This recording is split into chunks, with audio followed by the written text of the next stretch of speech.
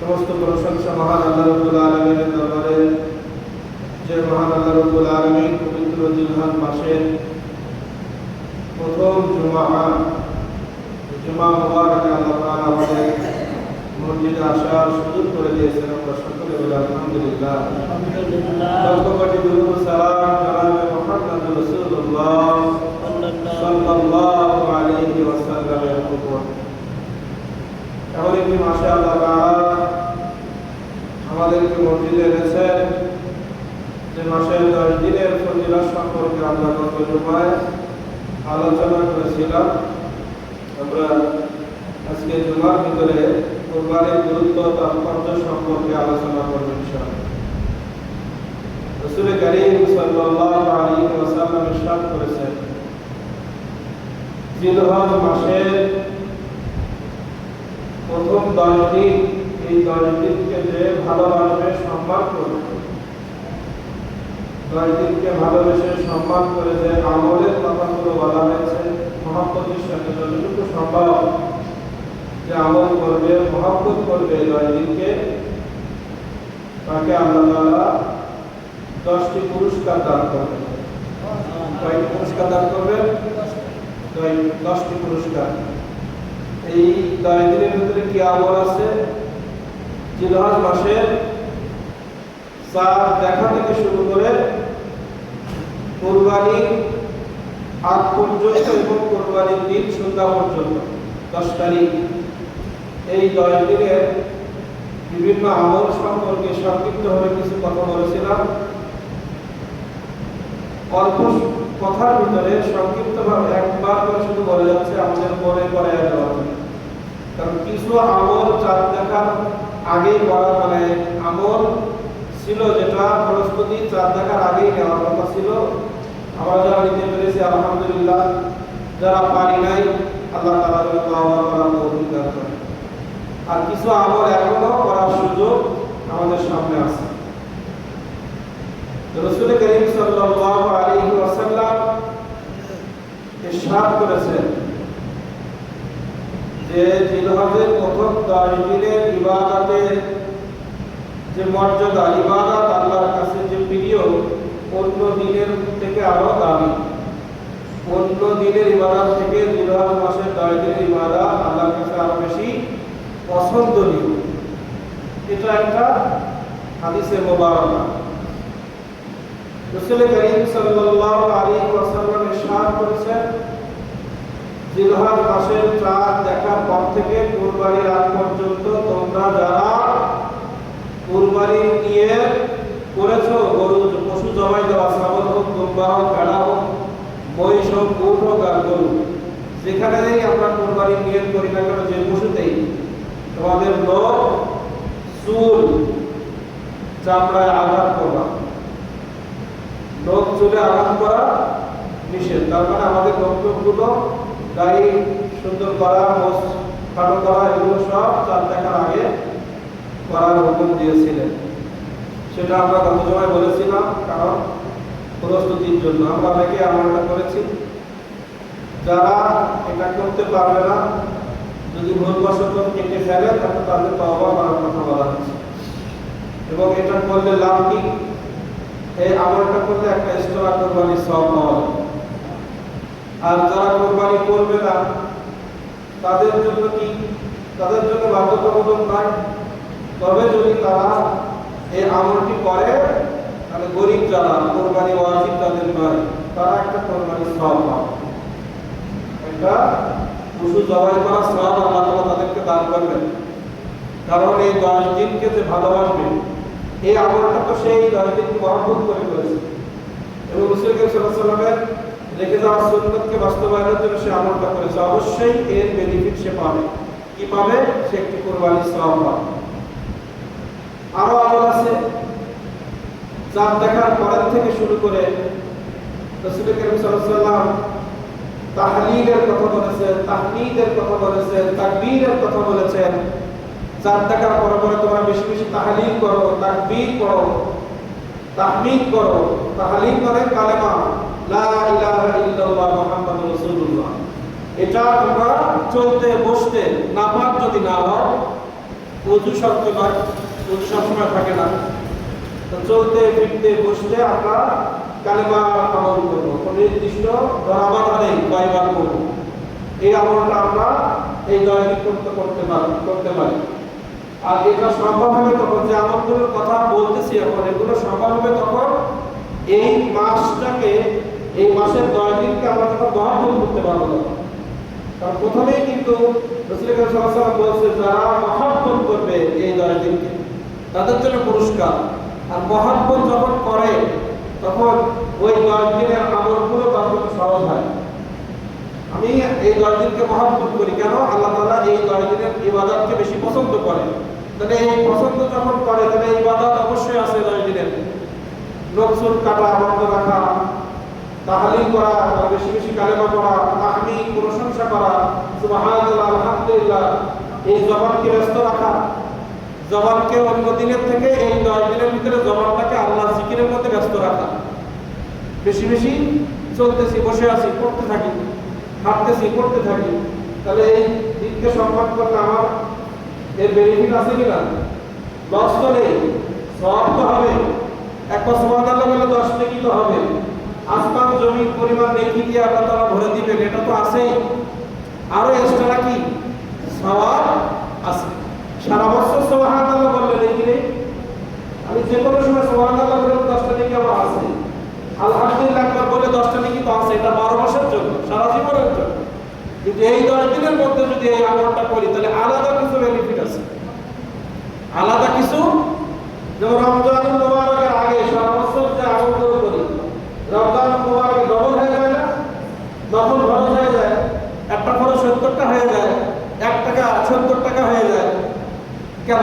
ওই রমজানুল মুবারকের ওই দিনগুলোর মধ্যে ইবাদতের সওয়াব একটু বেশি, কিন্তু সারা বছরই কিন্তু সওয়াব আছে। তেমনি ভাবে এই 10 দিনে যদি আমরা আমল করি, এই আমলের মর্তবা অনেক বেশি।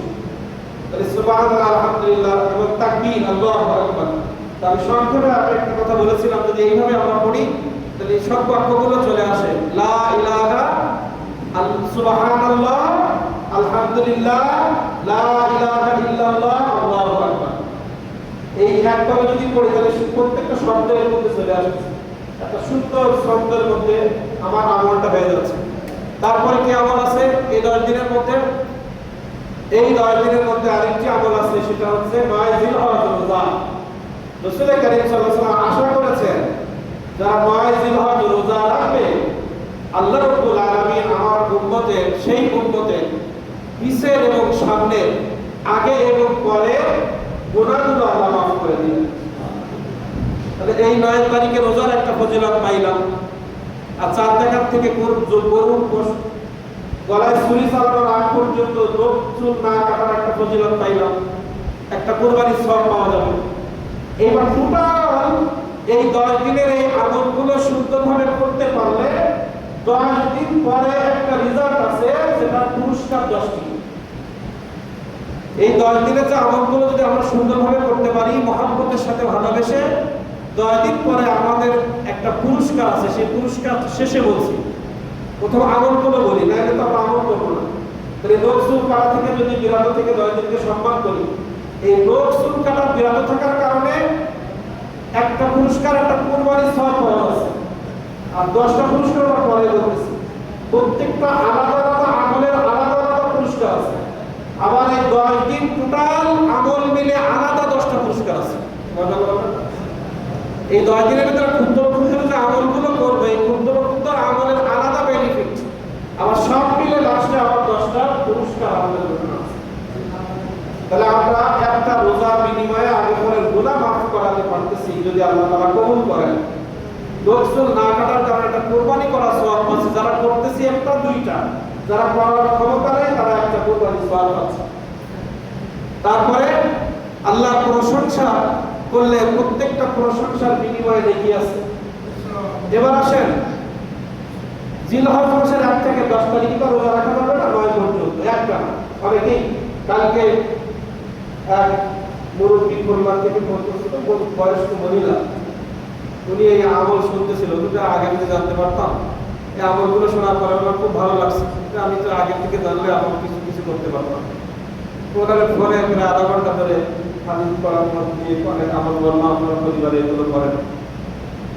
এই যে আমরা চূর্ণ পাইলাম, তাসবিহ পাইলাম, তারপরে আমরা 10টি রোজা, 10টি রোজার কথা উনি বলতেছিল যে আমাদের পরিবারের সবাই রোজাগুলো রাখে। আমার মেয়ে, আমি, আমরা সবাই জিলহজ মাসের 1 তারিখ থেকে 9 তারিখ পর্যন্ত এই রোজাটা আমরা কয়েক বছর আগের থেকে পড়ে আসতেছি। তো ওনার সাথে গল্প করতে করতে এই হাদিস মুবারাকা ফজিলত হয়ে গেলাম ওনার বলতে বলতে। সেটা কি? রাসূল করিম সাল্লাল্লাহু আলাইহি ওয়াসাল্লাম ইরশাদ করেছেন, জিলহজ মাসের 1 থেকে 9 একাধারে যদি কেউ রোজা রাখে, তা এই রোজার একটা ফজিলত কি? একটা রোজার বিনিময়ে 1 বছর রোজা রাখা সওয়াব।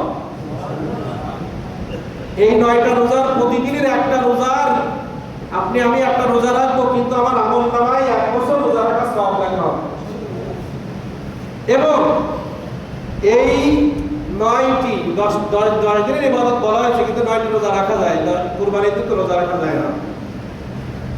এই 9 দিনে প্রত্যেকটা রাতের ইবাদত, আমি ধরেন জিলহজ মাসের প্রথম রাতে ইবাদত করতেছি, মাগরিব থেকে ঈশা পর্যন্ত নামাজ কালাম পড়লাম, তারপরে কোরআন মাজিদ তেলাওয়াত করলাম, তারপর নামাজ পড়লাম। এই রাতটা, প্রত্যেকটা রাতটা লাইলাতুল কদরের রাতে ইবাদত করলে যে সওয়াব হয়, আমাদের আমলনামায় প্রত্যেকটা রাতের ইবাদত লাইলাতুল কদরের ইবাদতের মতো লেখা হয়। আমি যখন লাইলাতুল কদর পেয়ে গেলাম, মর্যাদা আছে না? এমনিতেও আল্লাহ তাআলা বলে নাই যে আমি জিলহজের 10 দিনকে আমার পছন্দনীয়, এই 10 দিনের ইবাদত অন্য সব ইবাদতের থেকে আমার কাছে বেশি প্রিয়, কারণ এই 10 দিনকে ঘিরে অনেক ঘটনা ঘটে গেছে। ইব্রাহিম আলাইহিস সালামকে নিয়ে যে বেদনা, যে ঘটনাগুলো আল্লাহ তাআলা ঘটিয়েছেন ইব্রাহিম আলাইহিস সালামের জীবনে, প্রত্যেক নবীর জীবনেই ঘটনা আছে, কিন্তু ইব্রাহিম আলাইহিস সালামের জীবনের ঘটনাগুলো একটু স্পেশাল। এই ঘটনাকে কেন্দ্র করে অনেক ইবাদত আমাদের উপরে ফরজ হয়েছে, ওয়াজিব হয়েছে, সুন্নাত হয়েছে।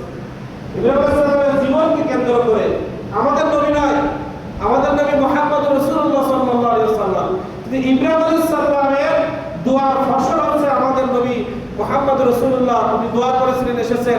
এজন্য ইব্রাহিম আলাইহিস সালামের জীবনের ইবাদত আল্লাহ তাআলার কাছে এত বেশি প্রিয় হয়েছে, ওই আমলটা আমাদের নবীর জন্য করা আল্লাহ তাআলা কি করেছে? ওয়াজিব করে দিয়েছে।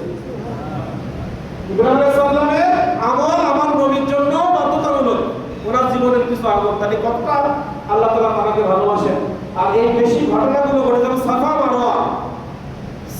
মারওয়ার যে ঘটনা, এটা তো এই 10 দিনের মধ্যেই ঘটেছে। একটা বাচ্চা, মরুভূমি, এখন তো ধরেন সেখানে বিল্ডিং হয়েছে, এসি হয়েছে, আমরা সামান্য এই রোদের মধ্যে বিলে ধান কাটতে গিয়ে বুঝতে পারছি আমাদের শরীরের অবস্থা। আমাদের মা বোনরা নদীর মধ্যে ধান সেদ্ধ করে এই যে রোদ দিচ্ছে, তাদের অবস্থা আমরা বুঝতেছি, স্যালাইন কি পরিমাণ লাগতেছে। সামান্য আমি কালকে কিছু বস্তা মাথায় নিয়ে একটু সহযোগিতা করেছি রোদের মধ্যে, আমার বিশ্বাসে যন্ত্রণা হয়েছে, একদিন বিশ্বাসে যন্ত্রণা হয়েছে আমার। এই রোদের মধ্যে একদিন 2 ঘন্টা কাজ করে যদি এই অবস্থা হয়, তারপরে আবহাওয়া মরুভূমির গরম, আর এই গরম এক নয়। মরুভূমিতে পা রাখা যাবে না, মরুভূমির জুতা আলাদা, আমাদের জুতা পরে 1 মিনিট টিকে থাকা যাবে না। সেই মরুভূমির মধ্যে হাজরা আলাইহিস সালাম ছোট সন্তানকে ঠিক কাবার পাশে রেখে, কারণ তিনি জানতেন কাবার মালিক আল্লাহ, এখানে কোনো পশু পাখি কেউ আমার সন্তানকে আক্রমণ করতে পারবে না। সেই মরুভূমির মধ্যে কাবার পাশে মাইলের মধ্যে, ওই এরিয়ার মধ্যে কোনো ঘর বাড়ি নাই, শুধু ফাঁকা, মানে মরুভূমি, কি আশপাশে কোনো গাছগাছালি নাই, বাড়িও নাই। আর টানা রোদের মধ্যে ওই বাচ্চাকে রেখে একবার সাফা পাহাড়, একবার মারওয়া পাহাড়ে দৌড়াইছেন 1 ফোঁটা পানির জন্য। কয় ফোঁটা পানির জন্য? 1 ফোঁটা পানির জন্য। সন্তানের পিপাসায় উনি কাতর হয়ে সন্তানের জন্য 1 ফোঁটা পানির জন্য সাফা মারওয়া 7 বার দৌড়াদৌড়ি করেছেন। আল্লাহ তাআলা চাইলে ওই পাহাড়ের মাঝে পানির ব্যবস্থা করতে পারতেন না, কিন্তু উনি পরীক্ষা করে দেখতে চেয়েছেন আমার বান্দী আমার পরে কতটুকু ভরসা রাখে। আমার উপরে ভরসা থেকে বেরিয়ে যায় কিনা, তাওয়াক্কাল তো আল্লাহর উপরে থাকতে পারে কিনা, এই পরীক্ষা করেছেন। তো সাফা মারওয়া এক ফোঁটা পানির জন্য দৌড়ায়, পানি পায় নাই, উনি পরীক্ষায় পাশ করলেন। জিবরাইল আলাইহিস সালামের মাধ্যমে আল্লাহ তাআলা ইসমাঈল আলাইহিস সালামের পা আঘাতের মাধ্যমে পানির ব্যবস্থা করে দিলেন। তো এই 10 তারিখের মধ্যে তো এই ঘটনাটা ঘটেছে। এত বৃহৎ মা সন্তানের পরীক্ষা, এই রোগের মধ্যে জীবন বেরিয়ে যাচ্ছে, তারপরেও আল্লাহর কাছে পরীক্ষা দিয়েছেন। এজন্য আল্লাহ তাআলা এই 10 দিনকে বেশি মহব্বত করেছেন। এই 10 দিনের মধ্যে সাফা মারওয়ার ইতিহাস, ইসমাঈল আলাইহিস সালামের ইতিহাস, এই 10 দিনের মধ্যে সেই সন্তান 86 থেকে 90 বছর বয়সে আল্লাহ তাআলা যে সন্তানকে দিয়েছেন, সেই সন্তান মাত্র 7 থেকে 8 বছরে উপনীত হয়েছে। সেই সন্তানকে এই মরুভূমির মধ্যে আবার জবাই করার জন্য আল্লাহ তাআলা হুকুম করেছে, সেটাও এই 10 দিনের মধ্যে ঘটেছে। 1 জিলহজ থেকে 9 জিলহজের মধ্যে এই ঘটনা আল্লাহ তাআলা ঘটিয়েছেন। এই বৃহৎ হৃদয়ে বিদারক ঘটনা ঘটানোর কারণে ইব্রাহিম আলাইহিস সালাম প্রত্যেকটা পরীক্ষায় পাশ করার কারণে আল্লাহ তাআলা এই জিলহজ মাসে 10 এর ইবাদতকে স্পেশাল মহব্বত করে নিজেই। আল্লাহ তাআলা বলেন, আমি এই 10 দিনের ইবাদতকে অন্য সব দিনের থেকে বেশি মহব্বত করি।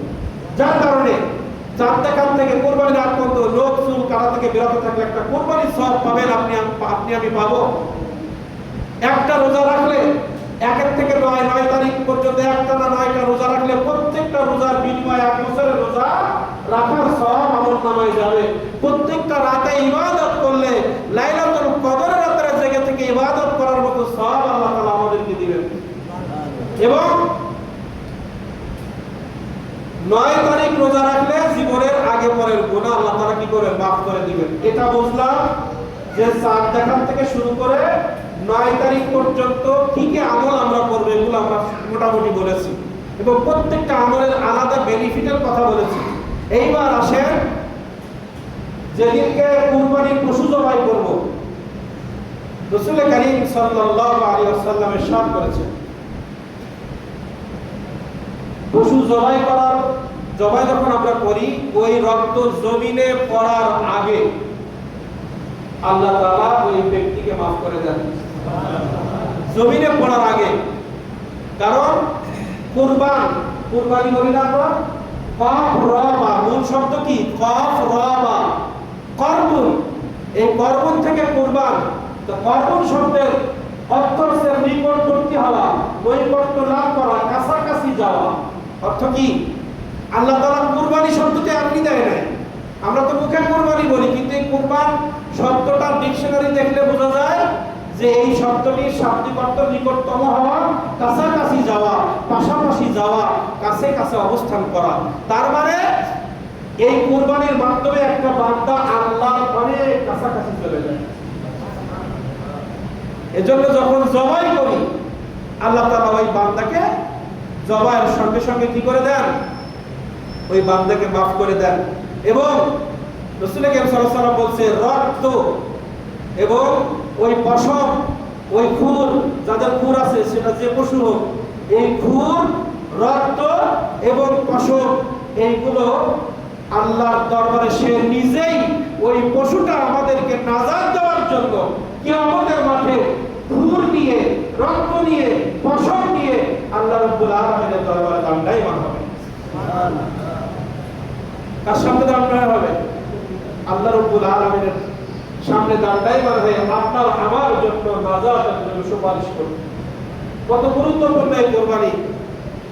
শুধু গোশত খাওয়ার জন্য না, লোক দেখার জন্য না। কুরবানির ইতিহাস যদি আমরা জানি, তাহলে আমরা কোনোদিন ওই নিয়ত করতাম না যে আল্লাহর জন্য আমরা যাব। লা ইয়ানালাল্লাহ লুহুমুহা ওয়ালা দিমা। আল্লাহ তাআলা কোরআন মাজিদে নাযিল করলেন সূরা হজের মধ্যে, লা ইয়ানালাল্লাহ, লাম মানে তাকিদ, অবশ্যই, নিশ্চয়ই, ইয়ানা পৌঁছায় না, লাল্লাহ আল্লাহ তাআলা বলছে আমার কাছে পৌঁছায় না।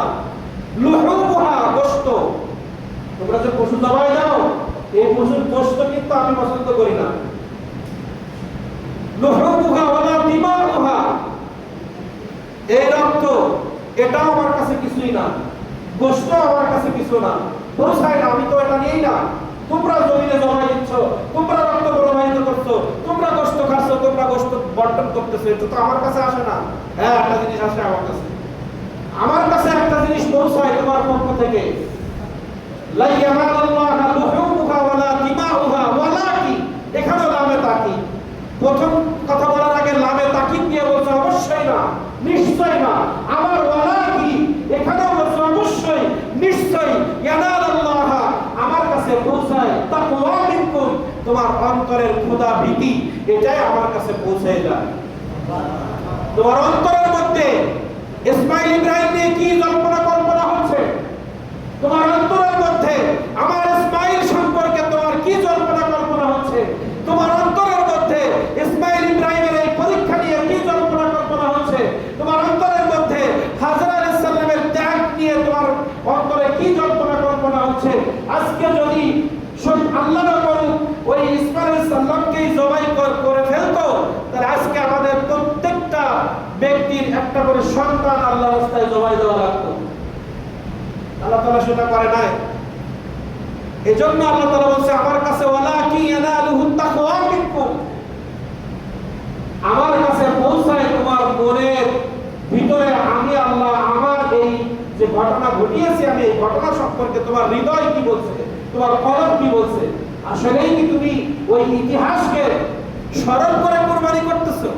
আসলেই কি বাবা সন্তানের গলায় ছুরি চালাচ্ছে এই করুণ ঘটনাকে সামনে রেখে তুমি কুরবানি করছো? আসলেই কি হাজরাকে মহব্বত করে তুমি কুরবানি করতেছো? আসলেই কি তুমি ইসমাইলকে মহব্বত করে কুরবানি করতেছো? আসলেই কি আমি আল্লাহ আমার দেওয়া বিধানকে সমাজে বাস্তবায়ন করার জন্য, সমাজে বাস্তবায়ন রাখার জন্য তুমি কুরবানি করতেছো, না টিপে টিপে দেখতেছো কয় মণ গোশত হবে, কয় কেজি ফ্রিজজাত করতে পারবো, কয় কেজি বেশি গোশত হবে, কয় মাস গরুর গোশত কেনা লাগবে না? আমরা তো গরিব, আমরাই চিন্তা করি না। শহরে 100 মানুষের মধ্যে 80 মানুষ এই চিন্তা করে, তারা প্রতি সপ্তাহে গরুর গোশত কেনে, যারা শহরে চাকরি করে মিনিমাম 2-3 দিন গরুর গোশত খায়। নিজে চোখে দেখা, এই বছর গরু জবাই করেছে, গত বছরের কুরবানি, এই কুরবানি করার 2 দিন আগে এতিম মিসকিন দাওয়াত করে সেই গন্ধ গোশতগুলো রান্না করে খাওয়াইছে, কারণ 2 দিন পরে ফ্রিজ আবার ভর্তি করতে হবে, এখানে টাটকা গোশত ঢোকাতে হবে, এই গোশত আর খাওয়া যাবে না। এখন এই গোশত কাদের খাওয়াতে হবে? এতিম মিসকিন, কত পাগল, তাদেরকে খাওয়াতে হবে। সব তো দূরের কথা, গুনাহ হয়েছে তাদের।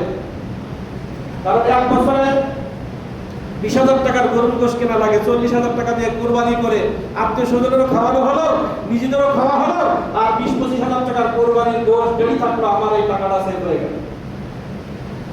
আমার টাকা আমার ঘরে আসলো, ফাঁকের তালে মানুষ জেনে গেল যে আমি কুরবানি করেছি, গোশত বিলি করেছি। তাহলে আমার ওয়ালাকি ইয়ানালুহু তাকওয়া মিনকুম, আল্লাহ তাআলা বলেন আমি গোশত দেখি না, আমি রক্ত দেখি না, আমি পশুর সাইজ দেখি না, কত মোটা কথা কিনেছে এটাও দেখি না, আমি দেখি তোমার অন্তরের ইচ্ছা, অন্তরের যন্ত্রণা, অন্তরের কল্পনা, এখানে তুমি কি ভাবতেছো, এটাই আল্লাহ তাআলা পছন্দ করেন। এজন্য আমরা এই 10 দিনকে সম্মান করব, ভালোবাসবো, এবং ঈদের দিন, কুরবানির দিন কিন্তু সুন্দর পোশাক পরা আর ওই যে মানুষকে দাওয়াত করে খাওয়ানো, এটার থেকে সব থেকে গুরুত্বপূর্ণ রক্ত প্রবাহিত করার টাইমটা খুব খেয়াল রাখতে হবে। পশুটা যেন বেশি আঘাত না পায়, ছুরিটা ধার দিয়ে পশুর গলায় যেন বারবার কোষ না দেওয়া লাগে, একবারেই যেন সেরাটা কেটে যায়, প্রথম কোষেই যেন কেটে যায়, এমন ধারালো অস্ত্র, দরকার হলে ওই অস্ত্র দিয়ে আগে কোনো পশু জবাই করে প্র্যাকটিস করা। শহরের দিকে এগুলো হয়, যারা জবাই দেয় তারা, আমরা দেখেছি মাদ্রাসার ছেলেরা হুজুরা জবাই দেয়, তার আগে ওই একবার ধরে গল্লামারি সোনাডাঙ্গায় যেসব জায়গায় গরু জবাই দেয়, ছাত্রদের প্র্যাকটিস করার জন্য পাঠায় দেয়, ফিরি যাও কসাইখানায় গিয়ে গরু জবাই করে প্র্যাকটিস করে আসো, যেন কুরবানির পশু জবাই করার সময় হাত এদিক ওদিক না হয়, কোনো রকম পশু যেন কষ্ট না পায়, এই প্র্যাকটিস আগের থেকে করতে হয়। এজন্য যারা দক্ষ, যারা সুন্দর জানে বোঝে, তাদের দিয়ে আমাদের কুরবানিগুলো করতে হবে, পশু যেন কষ্ট বেশি না পায়।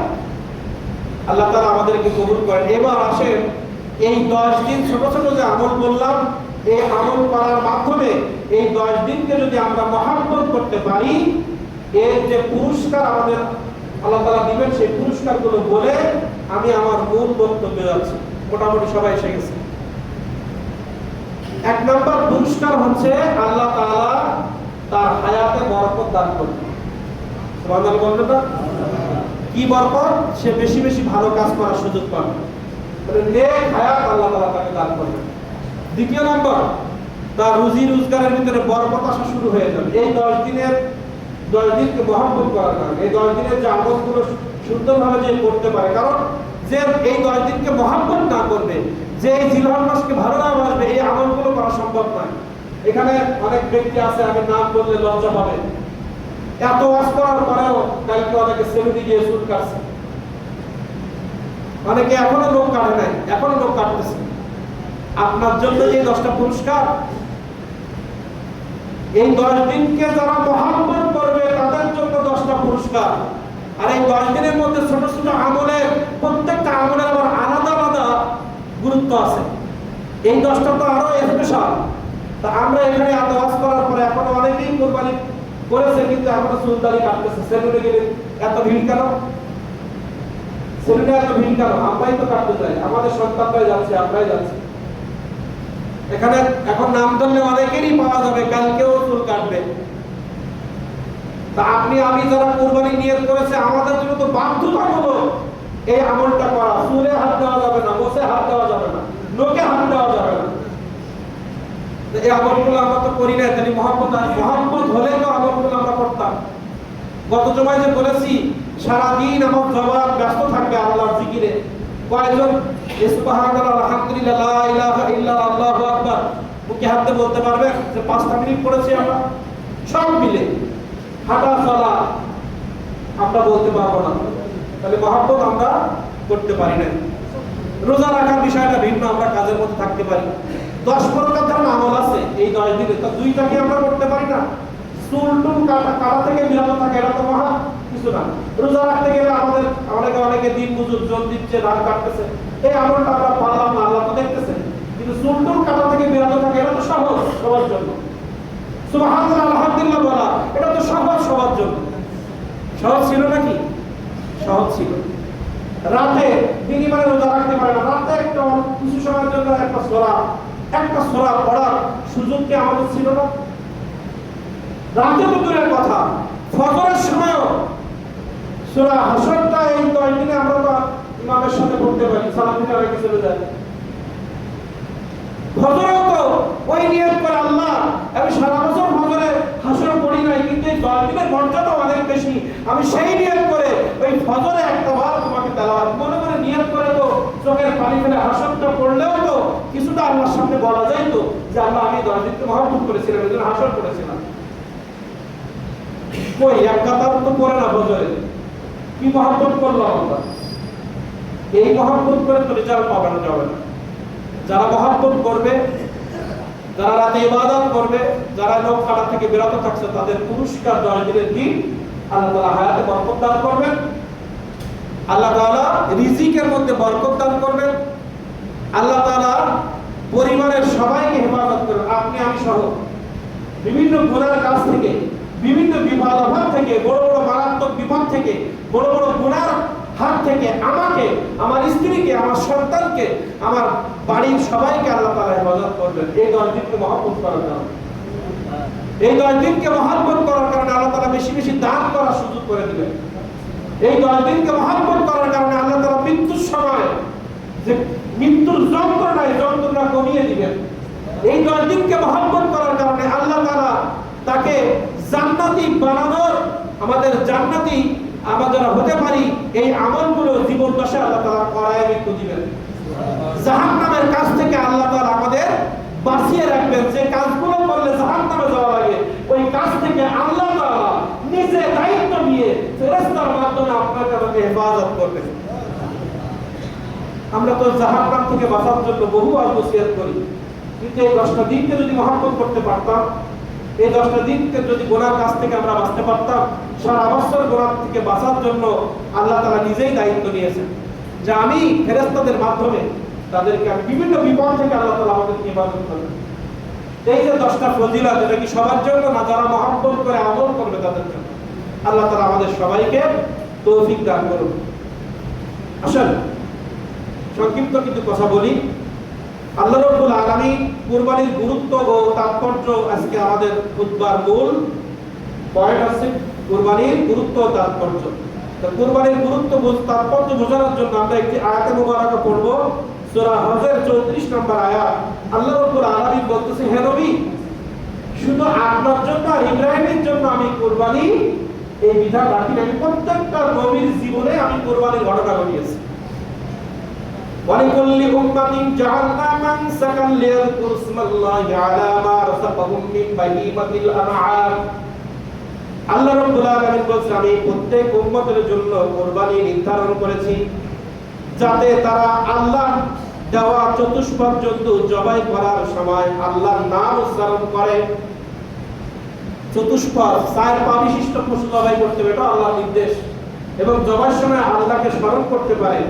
অথবা তোমাদের আল্লাহ ও একমাত্র আল্লাহ, সুতরাং তোমাদের রব একমাত্র কি আল্লাহ, এবং এই আল্লাহর জন্যই তোমরা কুরবানি করতেছো, পৃথিবীর কোনো কিছু সামনে থাকবে না।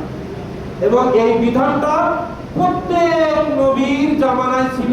প্রত্যেক নবীর জামানায়, যেমন আমরা আদম আলাইহিস সালামের সেই ঘটনা জানি, এটা তো আমরা ওসিয়াতে শুনেছি, আতলু আলাইহিম নাবা আবনা আদম বিল হক Eid qarraba qurbanan fatuqbila min ahadihima wa lam yataqabbal min al-akhar qala la aqtulannaka qala inna ma yataqabbalu Allahu min al-muttaqin। হাবিলের আল্লাহ বিরুদ্ধে আল্লাহ পছন্দ করেছিলেন, এজন্য তার কুরবানিটা আসমানে চলে গেছে, কারণ সে আল্লাহকে ভয় করেছিল। আর আল্লাহকে ভয় করেছিল বিধায় বাবার অর্ডার পালন করতে গিয়ে তার জীবন দিতে হয়েছিল। একটা বড় কুরবানি। কুরবানি মানে শুধু পশু জবাই দেওয়া না।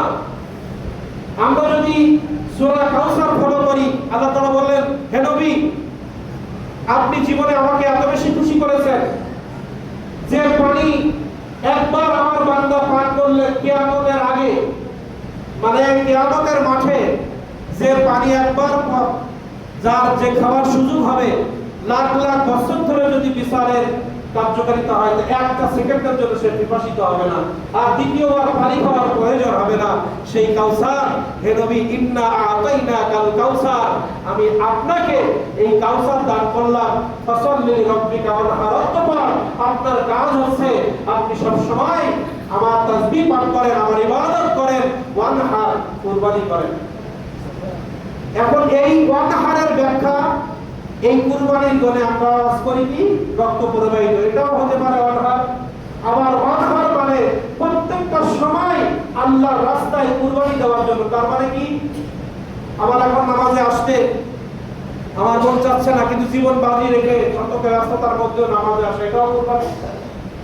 আল্লাহর প্রত্যেকটা বিধান বাস্তবায়ন করার জন্য কাজ করা, এগুলো সব কুরবানির মধ্যে। এই কুরবানির তো আলাদা আয়াত আছে, এই কুরবানি তো পশু জবাই দিয়ে করতে হয়, কিন্তু আমরা তো প্রতিটা নিয়ত কুরবানি দেওয়ার জন্য দুনিয়া এসেছি না, আমরা প্রতিনিয়ত আমাদের কুরবানি দেওয়া লাগছে।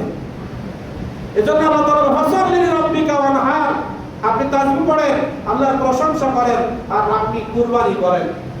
এই আয়াতটা আমাদেরকে বলতে, রাসূল সারাটা জীবন উম্মতের জন্য কুরবানি করেছেন না, মার খেয়েছেন না সারাটা জীবন, এগুলো সব কুরবানি। জীবনকে উৎসর্গ করে দেওয়া, এটার নাম হচ্ছে কুরবানি, আল্লাহর নিকটে যাওয়া। এখন এই আযানের পরে মসজিদে আসা, আল্লাহর কাছে আসা, আর শয়তানের বুকে লাথি মারা। আর নামাজে না আসা মানে আল্লাহকে দূরে সরাই দেওয়া, শয়তানকে কাছে দেওয়া না। কিন্তু আল্লাহ তাআলা বলছে, আমি নামাজ দিয়েছি তোমার কাছাকাছি আসার জন্য। কুরবান শব্দের অর্থ কি? নৈকট্য লাভ করা, কাছাকাছি যাওয়া, একেবারে পাশে অবস্থান করা। আল্লাহ তাআলা বলছে, কুরবানি করা মানে তুমি আমার খুব নিকটবর্তী হয়ে গেলে, তুমি আমার খুব কাছাকাছি চলে আসলে। তা এই যে আল্লাহ তাআলা আমাদের যে ইবাদতগুলো দিয়েছেন, সবকিছু তো আল্লাহর কাছে আনার জন্য। কি আনার জন্য? আল্লাহ তাআলার কাছে আনার জন্য। দেখবেন অনেক মানুষের দোয়ার সময় চোখে পানি আসে, কেন জানেন? অনেক আগে এই ওয়াজটা করলেন আলিয়ায় শাসেন আমাদের একজন বড় মুহাদ্দিস করেছিলেন। পরবর্তীতে আমরা কোরআন হাদিসে সেটা পেয়েছি। এই হাদিসটা উনি অনেক আগে ওয়াজ করেছিলেন যে আমাদের প্রত্যেকটা এই বান্দাদের প্রত্যেকের হাতের ছাপ আল্লাহর আরশে আজিমে আছে। আল্লাহ তাআলা যে চেয়ারে বসে পৃথিবী পরিচালনা করছেন, আরশে আজিম সপ্তম আসমানের উপরে, এই আরশে আজিমের মধ্যে পৃথিবীর সব বান্দাদের হাতের ছাপ রয়েছে। সব বান্দাদের হাতের ছাপ সেখানে আছে। যখন বান্দা হাত তুলে এই পৃথিবীর হাতের সাথে ওই হাতের যখন কানেকশন হয় তখন বান্দার চোখে পানি আসে। আর যাদের ছাপ লাগে না তাদের পানিও আসে না, তাদের রাগ হয়, তাড়াতাড়ি মোনাজাত করে দিলে হয়ে গেল, তাড়াতাড়ি বিদায় দিতে পারলে বেঁচে যায়। কিন্তু প্রত্যেকটি ইবাদতের মধ্যে যদি আমাদের মধ্যে আদব আসে, কান্না কান্না ভাব আসে, বুঝবেন কানেকশন শুরু হয়ে গেছে।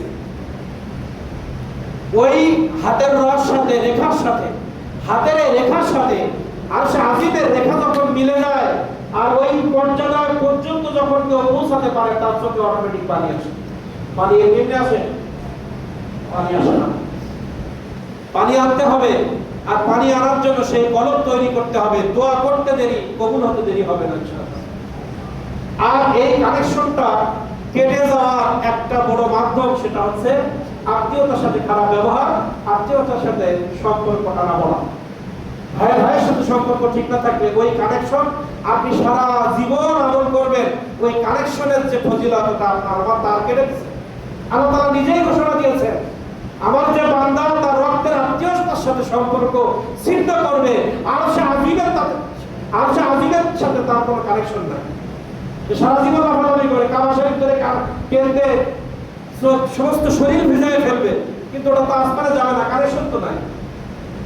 কারণ নিজের ভাইয়ের কষ্ট দিয়ে হক মেরে ফেলে, হক ফাঁকি দিয়ে ওই টাকা নিয়ে গেছে হজে, বন্ধুর টাকা মেরে দিয়ে, ভাইয়ের টাকা মেরে দিয়ে আরেকজনকে কষ্টে রেখে উনি গেছে ওমরা করতে, উনি গেছে হজ করতে, এদিকে 5 জনের বাস দিয়ে গেছে। মানুষের হক নষ্ট করে, মানুষের কষ্টের মধ্যে রেখে, মানুষের সাথে দেনা পাওনা ঠিক না করে আপনি গেছেন হজে, আপনি করতেছেন কোরবানি, কানেকশন তো নাই। ওটা জমিনেই থাকবে, ওটা হাসরের ময়দানে ওই আমলনামায় উঠবে না। আমলনামা ওঠানোর জন্য ওই রেখার সাথে রেখা জোড়ে কাজ করতে হবে, আর রেখা জড়তে গেলে কলম পরিষ্কার করতে হবে।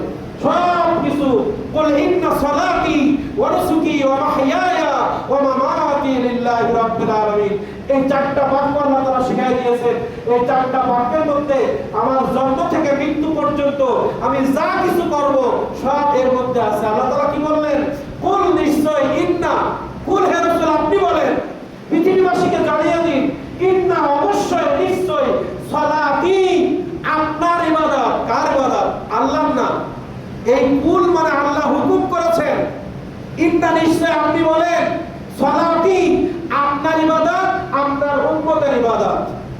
সালাতি মানে শুধু নামাজ নয়, আল্লাহ তাআলা শরীয়তের যত বিধান আমাদেরকে দিয়েছেন, সালাতি তার নামাজ, তার ইবাদত আল্লাহর জন্য। কার জন্য?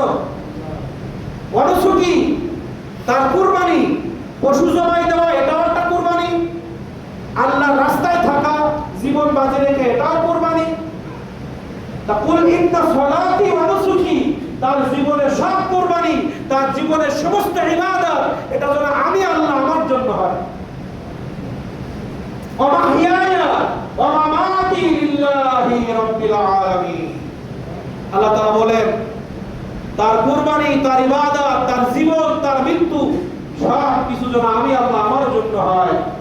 তাহলে আমরা জীবনের প্রত্যেকটা কাজ কার জন্য করব? ভাত খাবো, কি খাবো? ভাত খাওয়ার সময় নিয়ত হবে আল্লাহ তোমার রিজিক খাচ্ছি, তোমার গোলামি যেন করতে পারি, তাহলে খাওয়াটা ইবাদত হবে।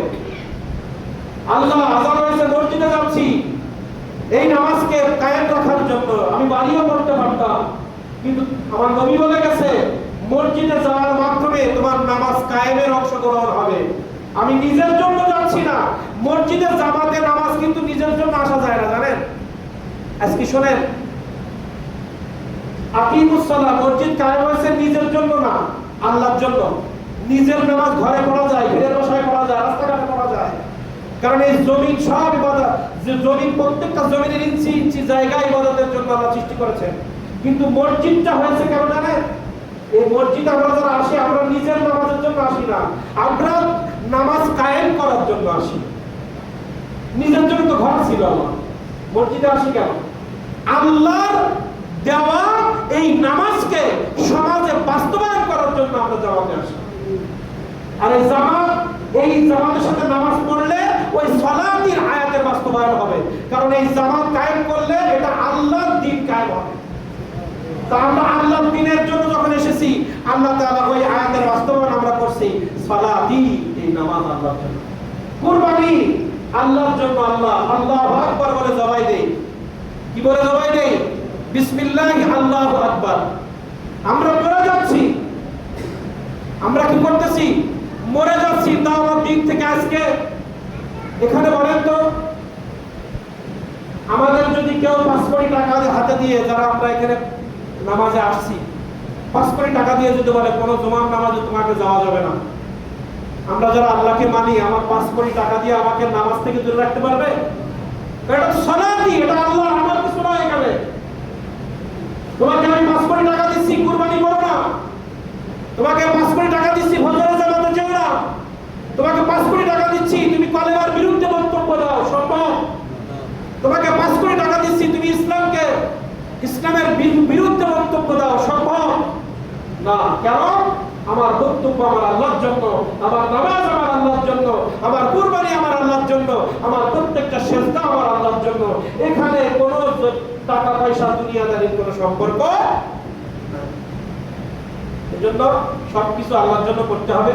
আল্লাহ তাআলা আমাদের সবাইকে তৌফিক দান করুন। ওয়া আখিরি দাওয়ানা আলহামদুলিল্লাহি।